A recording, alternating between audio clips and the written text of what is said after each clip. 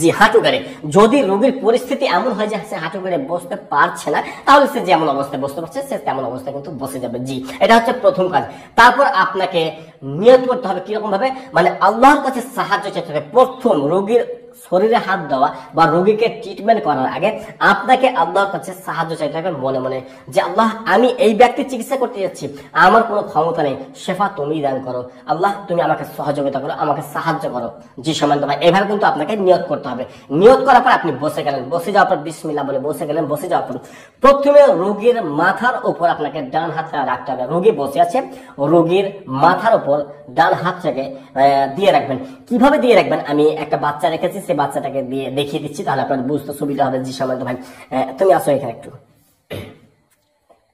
চলে আসো দিকে। জি দেখেন এই ধরনের একটা আপনার কাছে রোগী আপনি বসিয়ে দিচ্ছেন। এই রোগীটা আমি দাঁড়িয়ে রেখেছি আপনাদেরকে বোঝানোর সুবিধার জন্য। যে ধরেন কি এটা হচ্ছে রোগী, তো রোগীর শরীরে আপনাকে প্রথমে এভাবে ডান হাতটাকে রাখতে হবে। রাখার পর কোরআনের একটি আয়াত আছে সূরা বানী ইসরাইল, সূরা বানী ইসরাইল আয়াত নাম্বার 82। জি সেটা হচ্ছে ওয়ানুনাজ্জিলু মিনাল কুরআনি মা হুয়া শিফাআ ওয়া রাহমাতুল লিল মুমিনিনা ওয়া লা ইয়াজিদুজ জালিমিনা ইল্লা খাসারা। জি ডান হাতটাকে রোগীর মাথার উপর এভাবে রাখার পর পড়বেন যে ওয়ানুনাজ্জিলু মিনাল কুরআনি মা হুয়া শিফাআ ওয়া রাহমাতুল লিল মুমিনিন। ভাই একটা কথা মনে রাখবেন যে আমরা অনেকে চিকিৎসা করি, তবে আমাদের কিছু ভুল আছে। সেগুলো হচ্ছে যে আমরা যখন কোরআনের আয়াতগুলো পাঠ করি তখন কিন্তু মনে মনে পড়ি, জানি না কিসের জন্য পড়ি। আমরা হয়তো অনেকের সময় ভাবি যে সামনে বলা হয়তো বুঝতে পারবে যে আমি কি পড়ছি, জানি না কি উদ্দেশ্যে পড়ি। জি হ্যাঁ, কিছু কিছু সময় আপনি পড়ছেন আলাদা ব্যাপার, তবে যখন রোগীর চিকিৎসা সরাসরি করবেন, রোগীর ওপর যখন ফু দিবেন, তখন মনে রাখবেন আপনাকে প্রথম কথা হচ্ছে যে জোরে জোরে পড়তে হবে। কারণ আপনার মুখ থেকে যে আওয়াজটা বেরিয়ে আসবে রোগীর কান পর্যন্ত পৌঁছাবে, তবেই তো আপনি কাজ পাবেন। জি তার জন্য মনে রাখবেন ডান হাত মাথার উপর রাখার পর আপনাকে জোরে জোরে পড়তে হবে ওয়ানুনাজ্জিলু মিনাল কুরআনি মা হুয়া শিফাআ ওয়া রাহমাতুল লিল মুমিনিনা ওয়া লা ইয়াজিদুজ জালিমিনা ইল্লা খাসারা।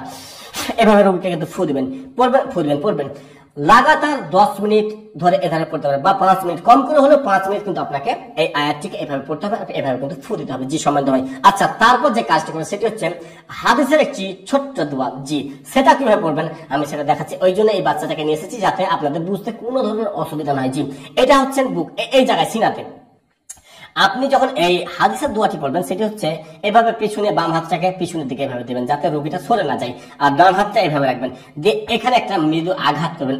এভাবে যে আঘাতটা করবেন তখন পড়বেন উখরুজ আদুল্লাহ, এভাবে উখরুজ আদুল্লাহ, উখরুজ আদুল্লাহ, উখরুজ আদুল্লাহ, এভাবে পড়বেন। জি সম্মানিত ভাই, একবার এইভাবে পড়তে পড়তে আপনি 5 বা 7 বার পড়ছেন, পড়ার পর আবার কিন্তু কোরআনের ওই আয়াতটি পড়বেন ওয়ানুনাজ্জিলু মিনাল কুরআনি মা হুয়া শিফাআ ওয়া রাহমাতুল লিল মুমিনিনা ওয়া লা ইয়াজিদুজ জালিমিনা ইল্লা খাসারা। এটা আবার 5 মিনিট 7 মিনিট পড়ার পর আবার মাঝে মধ্যে কিন্তু এভাবে বলবেন উখরুজ আদুল্লাহ, উখরুজ আদুল্লাহ। এটা কিন্তু একটু ভালোভাবে আঘাতটা করবেন, এভাবে মারবেন উখরুজ আদুল্লাহ, উখরুজ আদুল্লাহ।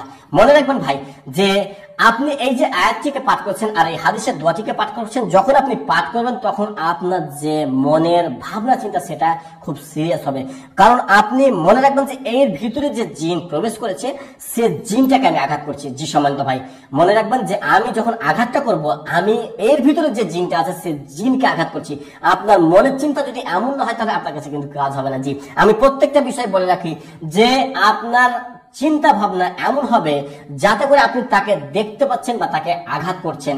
জি আর এটাকেই বলছেন 100% বিশ্বাস। আর আমরা অনেক সময় বিশ্বাস না করার ফলে আমরা বুঝতে পারছি না, আমরা মনে হচ্ছে একটা মানুষকে মারছি, আমাদের ইচ্ছা বা আমাদের বিশ্বাসই তো বেড়ে উঠছে না, এই জন্য আমরা ফলো পাচ্ছি না। জি সম্মানিত ভাই সকল, তাহলে আপনাদেরকে দেখিয়ে দিলাম সরাসরি যে কিভাবে আপনি আঘাতটি করবেন। জি এবার আমি একটু আস্তে আস্তে বলি যাতে আপনাদের জন্য সহজ হয়ে যায় যে আপনি কিভাবে বুঝবেন। জি কোরআনের আয়াতটি ওয়ানুনাজ্জিলু মিনাল কুরআনি মা হুয়া শিফাআ ওয়া রাহমাতুল লিল মুমিনিনা ওয়া লা ইয়াজিদুজ জালিমিনা ইল্লা খাসারা। জি এটাকে তো পড়ছেন, আর ওই আয়াতটি যেটা পড়ছেন হাদিসের যে দোয়াটা সেটা আপনারা স্ক্রিন দেখতে পাচ্ছেন বাংলা এবং আরবি। আমি একটু ধীরে ধীরে বলছি তাহলে এবার আপনারা বুঝতে পারবেন। জি অনেক অমুসলিম ভাই আছেন তার জন্য একটু ধীরেই বলি। জি এভাবে যখন আঘাতটা করছেন এভাবে উখরুজ আদুল্লাহ, উখরুজ আদুল্লাহ, উখরুজ আদুল্লাহ, এভাবে বলবেন। জি উখরুজ আদুল্লাহ, উখরুজ আদুল্লাহ। জি সম্মানিত ভাই, এই সামান্য একটি কথা, তবে এর ওজন কিন্তু অনেক বেশি ভারী।